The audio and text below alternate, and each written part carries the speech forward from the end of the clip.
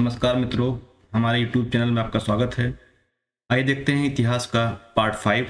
इससे पहले जो है हमने इतिहास में देखा था पार्ट 1, पार्ट 2 और पार्ट 3, साथ ही साथ हमने पार्ट 4 को भी कंप्लीट कर लिया था। अब इतिहास का पार्ट 5 है। यहाँ पे हम लोग अति महत्वपूर्ण लघु उत्तरीय प्रश्नों को देखेंगे। जैसे पहला प्रश्न कह रहा है, ऋग्वैदिक काल में आर्यों की आर्थिक स्थिति का आधार क्या था? तो जो आर्थिक पोजीशन थी उनकी, उसका जो आधार था वो क्या था? वो होता था आपका गाय, यानी गायों की संख्या के आधार पर हम किसी की आर्थिक अवस्था को जान सकते थे। तो इस प्रकार से क्या होता है, ऋग्वैदिक काल में आर्यों की आर्थिक स्थिति का आधार गाय था। पुराणों के रचयिता कौन थे? क्वेश्चन कर रहा है आपसे। तो पुराणों के जो रचयिता हैं आपके, वो थे लोमहर्ष व्यास। कौन थे आपके? लोमहर्ष व्यास। और साथ ही साथ क्या थे? लोमहर्ष व्यास और साथ ही साथ जो थे इनके पुत्र थे लोमहर्ष व्यास के, उनका नाम था उग्रश्रवा। यानी कि जो उग्रश्रवा हैं, ये क्या थे आपके? ये भी पुराणों के रचयिता थे। तो पुराणों के जो रचयिता थे आपके लोमहर्ष व्यास और उनके पुत्र उग्रश्रवा थे। नेक्स्ट है आपका, पुराणों की संख्या कितनी है? तो जो पुराण है आपके, उनकी संख्या 18 है, यानी कुल मिला के 18 पुराण है। भारतीय ऐतिहासिक कथाओं का सबसे अच्छा विवरण किन स्रोतों से प्राप्त होता है? तो ये क्या है आपके? पुराण जो हैं, इनसे सबसे अच्छा विवरण प्राप्त होता है भारतीय ऐतिहासिक कथाओं का। फिर कह रहा है, सबसे प्राचीन और प्रमाणिक पुराण कौन सा है? तो मत्स्य पुराण जो है आपका, ये सबसे प्राचीन और प्रमाणिक पुराण है। तो मत्स्य पुराण सबसे प्राचीन और प्रमाणिक पुराण है। फिर देखिए क्वेश्चन क्या कह रहा है आपसे। क्वेश्चन नंबर 6 है, राजाओं की वंशावली का सबसे उत्तम स्रोत क्या है? तो ये पुराण है। जो पुराणों में क्या है? राजाओं की वंशावली मिलती है। तो जो पुराण है उनसे राजाओं की वंशावली का सबसे अच्छा स्रोत है। कह रहा है, पुराणों के 5 लक्षण कौन कौन से हैं? तो जो अमरकोश है, यानी कि अमरकोश के अनुसार पुराणों के 5 लक्षण जो है वो इस प्रकार से हैं। जैसे पहला है आपका सर्ग। पहला क्या है आपका? सर्ग है। सर्ग को ही बोलते हैं क्या हम? सृष्टि। यानी पहले क्या होता है? सृष्टि का निर्माण हुआ, सृष्टि आई, तो पहले सर्ग होता है, रचना होती है, सृष्टि होता है। दूसरा क्या होता है सर्ग के बाद? दूसरा है आपका प्रतिसर्ग। दूसरा क्या है आपका? प्रतिसर्ग है। प्रतिसर्ग पहला सर्ग, दूसरा क्या है? प्रतिसर्ग। प्रतिसर्ग का मतलब क्या होता है? जैसे सर्ग माने सृष्टि का निर्माण होता है, तो यहाँ क्या होता है? प्रति माने उल्टा हो जाएगा, यानी प्रलय होता है। यानी सृष्टि का जब प्रलय होगा तो इसको हम प्रतिसर्ग कहेंगे, यानी विध्वंस की क्रिया होती है, पुनर्जन्म होता है। फिर तीसरा क्या है आपका जो लक्षण पुराण का, वो क्या होता है? वो है वंश। तीसरा आपका वंश है। वंश का तात्पर्य क्या होता है? देवता या ऋषि की जो सूची होती है, यानी कि क्या होती है आपकी? देवता या जो भी ऋषि हैं, इनकी सूची जो होती है, ऋषि की सूची जो होती है, उसको हम क्या बोलते हैं?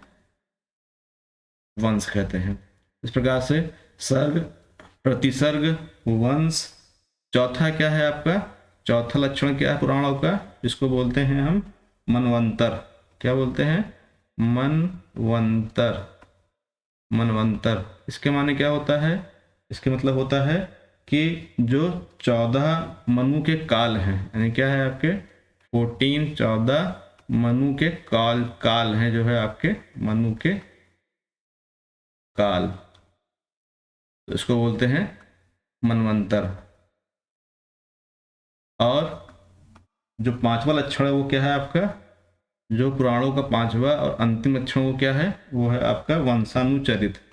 वंशानुचरित।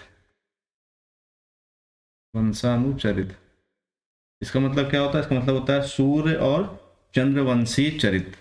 यानी क्या होता है? सूर्य और चंद्रवंशी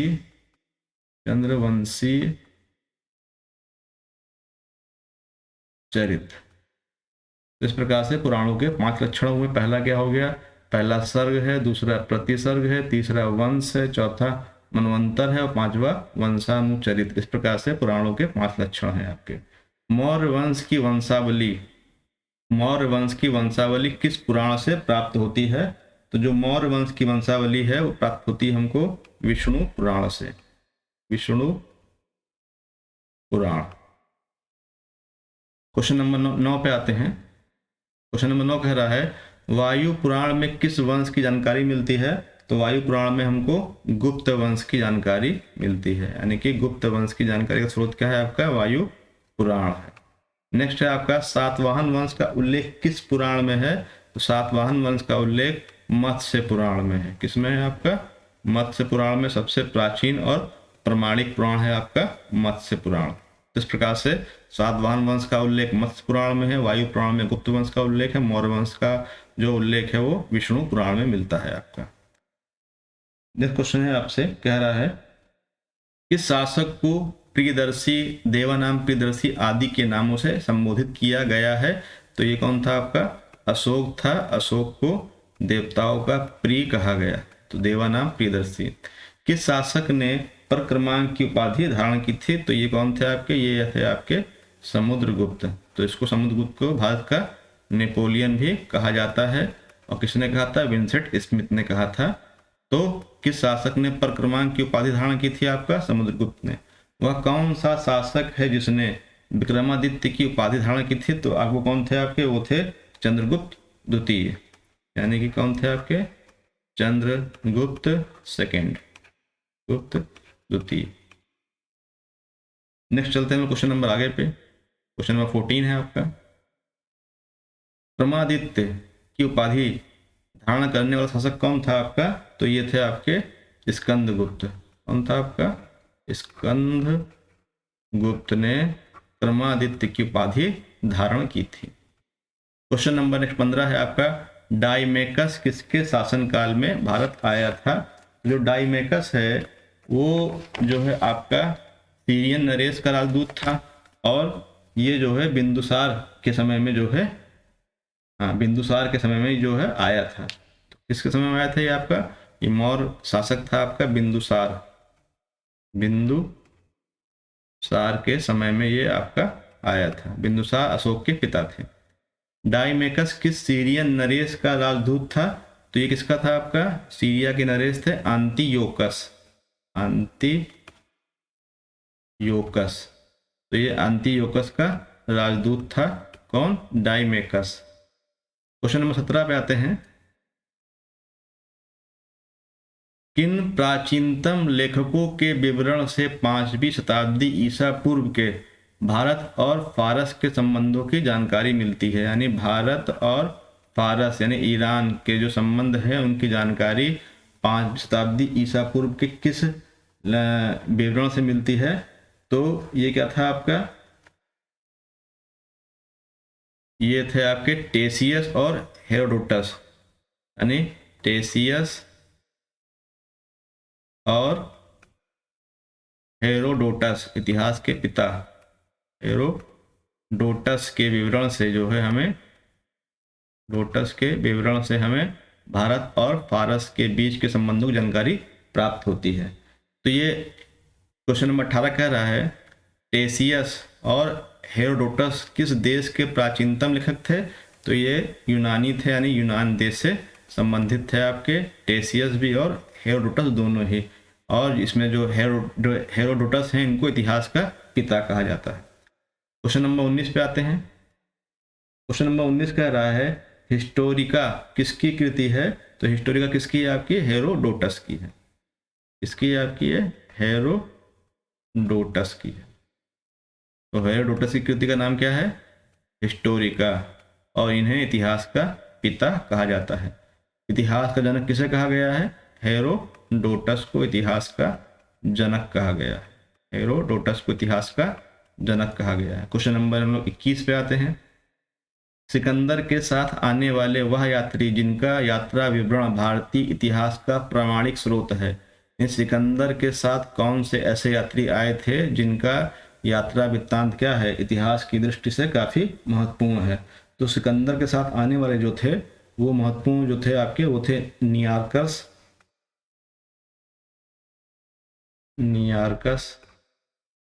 साथ में आए थे, और आए थे आपके आने सिक्रिट्स,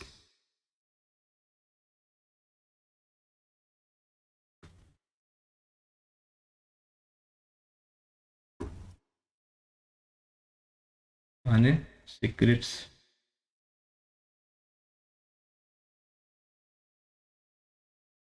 आने सिक्रिट्स आया था आपका, और साथ में इनके आए थे अरिस्टोबुलस।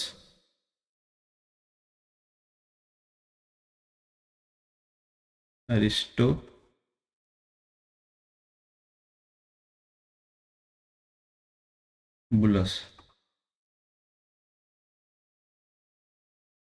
सिकंदर के साथ आने वाले जो यात्री थे वो नियार्कस थे आपके, आने सिक्रिट्स थे, और अरिस्टोबुलस थे जो इनके साथ में आए थे। मेगास्थनीज किसका राजदूत था? तो जो मेगास्थनीज था ये भी सिकंदर के साथ आया था, और ये जो था आपका, यह जो राजदूत था सेलुकस निकेटर का राजदूत था। तो किसका था आपका ये? सेल्यूकस निकेटर का राजदूत था। सेल्यूकस निकेटर का राजदूत कौन था आपका? मेगास्थनीज था। क्वेश्चन नंबर नेक्स्ट कह रहा है, मेगास्थनीज चंद्रगुप्त मौर्य के दरबार में कितने वर्षों तक रहा? तो लगभग क्या है, मेगास्थनीज 15 वर्षों तक चंद्रगुप्त मौर्य के दरबार में रहा। नेक्स्ट क्वेश्चन आपका 14 नंबर है, मेगास्थनीज की वह कृति जिसमें मौर्य समाज की जानकारी प्राप्त हुई, तो उसका नाम क्या है? उसका नाम है इंडिका। यानी जो इंडिका है बहुत ही महत्वपूर्ण कृति है, इंडिका से मौर्य समाज के विषय में जानकारी प्राप्त होती है। तो इंडिका से मौर्य समाज की जानकारी प्राप्त होती है। नेक्स्ट है आपका, डायोनिशियस किसका राजदूत था? तो डायोनिशियस क्या था? वो टॉलमी प्लेडस, यानी कि टॉलमी प्लेडस, सॉरी फिलाडेल्फस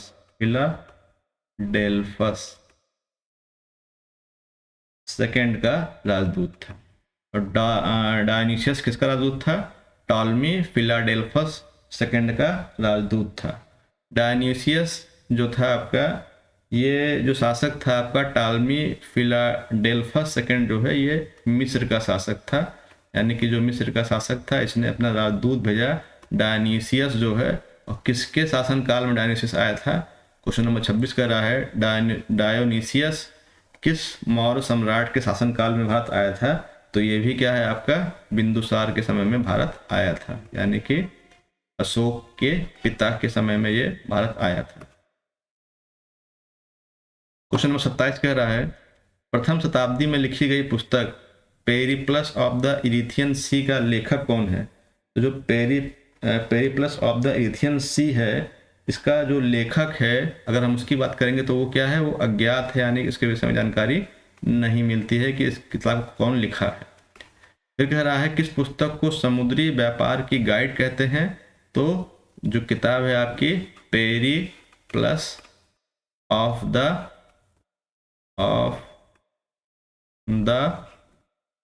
इरिथियन सी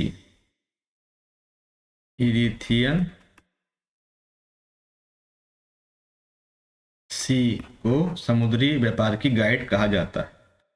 टॉलमी ने ज्योग्राफी की रचना कब की थी? तो ये पुस्तक है टॉलमी की, तो इन्होंने ये कब की थी? तो 140 ईस्वी में जो है इन्होंने इस पुस्तक की रचना की थी टॉलमी ने। क्वेश्चन नंबर 30 पे हम लोग आते हैं, किस पुस्तक से भारत और उसके पड़ोसी राज्यों की जानकारी प्राप्त होती है? तो किससे प्राप्त होती है? टॉलमी की जियोग्राफी से जो है, टॉलमी की जियोग्राफी नामक पुस्तक से भारत और उसके पड़ोसी राज्यों की जानकारी, नक्शे का जो सिद्धांत है वो मिलता है हमको। नेक्स्ट है आपका क्वेश्चन नंबर 31, लैटिन भाषा में नेचुरल हिस्टोरिका नामक पुस्तक किसने लिखी थी? तो आपका ये कौन लिखे थे? ये लिखे थे प्लिनी ने क्या लिखी थी? नेचुरल हिस्टोरिका नामक पुस्तक लिखी थी। नेक्स्ट है, भारत एवं रोम के बीच होने वाले व्यापार की जानकारी किस स्रोत से प्राप्त होती है? तो जो नेचुरल हिस्टोरिका है, यानी जो प्लिनी की क्या है आपकी natural Historica, natural Historica, Historica नामक पुस्तक से भारत और रोम के बीच होने वाले व्यापार की जानकारी प्राप्त होती है। नेक्स्ट है आपका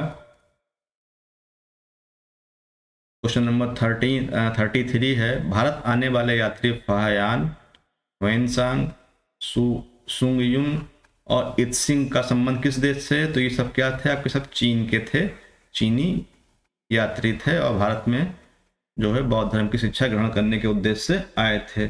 तो फाहियान, ह्वेनसांग, सुंगयुन और इत्सिंग भारत आने वाले चीनी यात्री थे। भारत आने वाला प्रथम चीनी यात्री कौन था? तो भारत आने वाला प्रथम चीनी यात्री आपका फाहियान था, यानी जो फाहियान था ये भारत आने वाला प्रथम चीनी यात्री था। नेक्स्ट है, फाहियान किसके शासन काल में भारत आया था?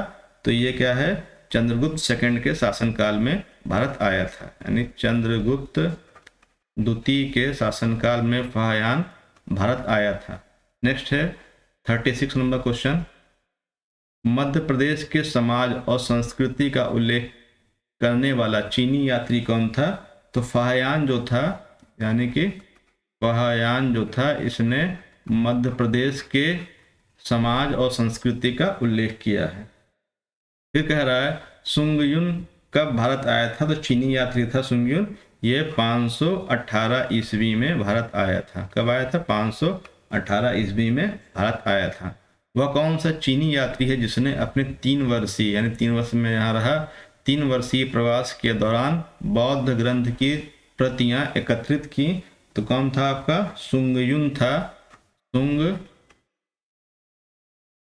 जो था, इन्होंने अपने 3 वर्षीय भारत प्रवास के दौरान बौद्ध ग्रंथ की प्रतियां एकत्रित की थी। क्वेश्चन नंबर 39 पे आते हैं, किस चीनी यात्री को युआन च्वांग भी कहते हैं?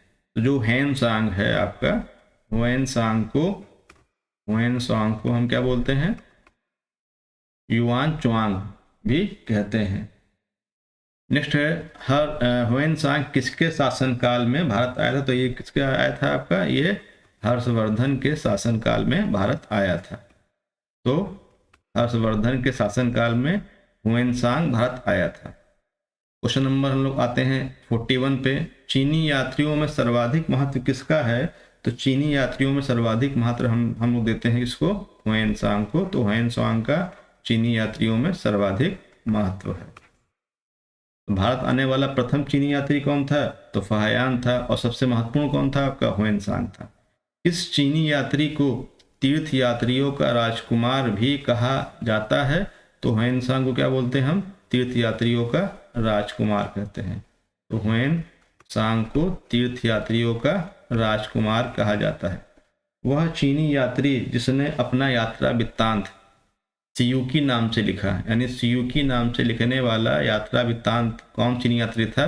तो ह्वेनसांग जो है आपका, इन्होंने अपना जो यात्रा वृत्तांत लिखा वो क्या था? उसका नाम था सियूकी। तो ह्वेनसांग ने सियूकी नाम से अपना यात्रा वृत्तांत लिखा। क्वेश्चन नंबर 44 है, ह्वेनसांग कितने वर्षों तक भारत में रहा? तो ह्वेनसांग लगभग 16 वर्षों तक भारत में रहा। ह्वेनसांग ने 6 वर्षों तक किस विश्वविद्यालय में अध्ययन किया? तो ह्वेनसांग ने लगभग 6 वर्षों तक नालंदा विश्वविद्यालय में अध्ययन किया था। कहाँ किया था? नालंदा विश्वविद्यालय में अध्ययन किया था। नालंदा विश्वविद्यालय।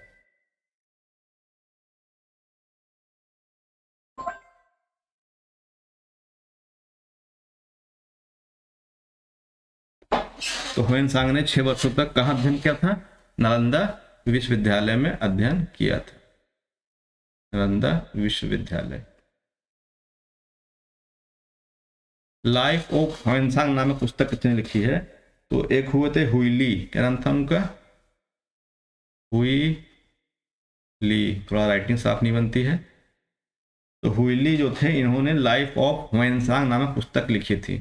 चीनी यात्री इत्सिंग कब भारत आया था? तो चीनी यात्री इत्सिंग जो है लगभग 7वीं शताब्दी में। कब आया था आपका? 7वीं शताब्दी में ये भारत आया था। इत्सिंग के विवरण से किन विश्वविद्यालय की जानकारी मिलती है? तो इत्सिंग के विवरण से हमको नालंदा विश्वविद्यालय और साथ ही साथ विक्रमशिला विश्वविद्यालय की जानकारी मिलती है। विक्रमशिला विश्वविद्यालय की स्थापना किसने की थी? पीछे हमने देखा था धर्मपाल ने की थी। और नालंदा विश्वविद्यालय की स्थापना कौन किया था? स्कंदगुप्त किया था। बाद में बख्तियार खिलजी ने इसको नष्ट कर दिया। किसको? नालंदा विश्वविद्यालय को। अलबरूनी किसके साथ भारत आया? अलबरूनी किसके साथ भारत आया था? तो जो अलबरूनी है यह महमूद गजनबी के साथ भारत आया था। महमूद गजनबी के साथ भारत आया था और इसने क्या किया था? भारत पर 17 बार आक्रमण किया था महमूद गजनबी ने। किताबुल हिंद अथवा तहकीक ए हिंद नामक पुस्तक का लेखक कौन है? तो ये कौन थे आपके? ये है आपके अलबरूनी। कौन थे आपके? अलबरूनी जो है ये किताबुल हिंद या तहकीक ए हिंद नामक पुस्तक के लेखक थे। आइए एक बार हम लोग पुनः इसको रिपीट कर लेते हैं पूरा, हमने क्या पढ़ा अभी तक।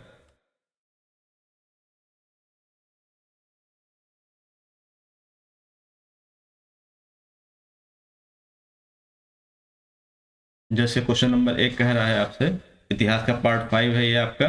क्वेश्चन नंबर 1 कह रहा है ऋग्वैदिक काल में आर्यों की आर्थिक स्थिति का आधार क्या था? तो गाय था। पुराणों के रचयिता कौन थे? लोमहर्ष व्यास और उनके पुत्र उग्रसर्वा थे। पुराणों की संख्या कितनी है? 18 है। भारतीय ऐतिहासिक कथाओं का सबसे अच्छा विवरण किन स्रोतों से प्राप्त होता है? पुराण से प्राप्त होता है। सबसे प्राचीन और प्रमाणिक पुराण कौन सा है? मत्स्य पुराण है। राजाओं की वंशावली का सबसे उत्तम स्रोत क्या है? पुराण है। पुराणों के 5 लक्षण कौन कौन से हैं? अमरकोश के अनुसार पुराणों के 5 लक्षण सर्ग, प्रतिसर्ग, वंश, मनवंतर और वंशानुचरित हैं। मौर्य वंश की वंशावली किस पुराण से मिलती है? तो विष्णु पुराण से मिलती है। वायु पुराण में किस वंश का उल्लेख मिलता है? गुप्त वंश का मिलता है। सातवाहन वंश का उल्लेख मत्स्य पुराण में मिलता है। क्वेश्चन नंबर 11 कह रहा है किस शासक को प्रियदर्शी देवानाम प्रियदर्शी के नाम से जानते हैं? अशोक को। किस शासक ने परक्रमांक की उपाधि धारण की थी? समुद्रगुप्त ने। वह कौन सा शासक है जिसने विक्रमादित्य की उपाधि धारण की थी? चंद्रगुप्त सेकंड है। क्रमादित्य की उपाधि धारण करने वाला शासक कौन था? आपका स्कंदगुप्त था। डाइमेकस किसके शासनकाल में आया था? बिंदुसार के। डाइमेकस किस सीरियन नरेश का राजदूत था आपका? तो आंतियोकस का राजदूत था। किन प्राचीनतम लेखकों के विवरण से 5वीं शताब्दी ईसा पूर्व के भारत और फारस संबंधों की जानकारी प्राप्त होती है? तो टेसियस और हेरोडोटस के विवरण से प्राप्त होता है। टेसियस और हेरोडोटस का संबंध किस देश से है? तो ये आपके यूनान से है। आपका हिस्टोरिका किसकी कृति है? हेरोडोटस की है। इतिहास का जनक हेरोडोटस है आपका। नेक्स्ट है क्वेश्चन नंबर 21, सिकंदर के साथ आने वाले वह यात्री जिनका यात्रा विवरण भारतीय इतिहास का प्रमाणिक स्रोत है? नियार्कस, आनेसिक्रिट्स और अरिस्टोबुलस। नेक्स्ट है आपका मेगास्थनीज किसका राजदूत था? सेल्यूकस निकेटर का राजदूत था। मेगास्थनीज चंद्रगुप्त मौर्य के दरबार में कितने वर्ष तक रहा था? तो 15 वर्ष तक रहा, यानी कि मेगास्थनीज चंद्रगुप्त मौर्य के दरबार में था और 15 वर्ष तक रहा था। मेगास्थनीज की वह कौन सी कृति है जिससे मौर्य समाज की जानकारी प्राप्त होती है? तो इंडिका से प्राप्त होती है। डायोनिसियस किसका राजदूत था? टालमी फिलाडेल्फस द्वितीय। और ये कहाँ का था? आपका मिस्र का। डायोनिसियस किस मौर्य सम्राट के शासनकाल में आया था? तो बिंदुसार के समय में आया था। प्रथम शताब्दी ईसा पूर्व में लिखी गई पुस्तक पेरिप्लस ऑफ द एथियन सी का लेखक कौन है? अज्ञात है। किस पुस्तक को समुद्री व्यापार की गाइड कहा जाता है? तो पेरिप्लस ऑफ द एथियन सी को बोलते हैं। टॉलमी ने ज्योग्राफी नामक पुस्तक की रचना कब की थी? 140 ईस्वी में की थी। किस पुस्तक से भारत और उसके पड़ोसी राज्यों की जानकारी नक्शा बनाने का सिद्धांत मिलता है? ज्योग्राफी से मिलता है आपका। लैटिन भाषा में किसने नेचुरल हिस्टोरिका नामक पुस्तक लिखी? पिल्ली ने लिखी है आपका। भारत और रोम के मध्य होने वाले व्यापार की जानकारी का स्रोत क्या है? आपका नेचुरल हिस्टोरिका है। कौन लिखा है? पिल्ली ने लिखा है। भारत आने वाले यात्री फाहयान, ह्वेनसांग, सुंगयुंग और इत्सिंग का संबंध किस देश से? चीन से है। भारत आने वाला प्रथम चीनी बौद्ध यात्री कौन था? फाहयान था। फाहयान किसके समय में आया था? चंद्रगुप्त द्वितीय समय में आया था। मध्य प्रदेश के समाज और संस्कृति का उल्लेख करने वाला चीनी यात्री कौन था? फाहयान था। सुंगयुन कब भारत आया था? 518 ईस्वी में आया था।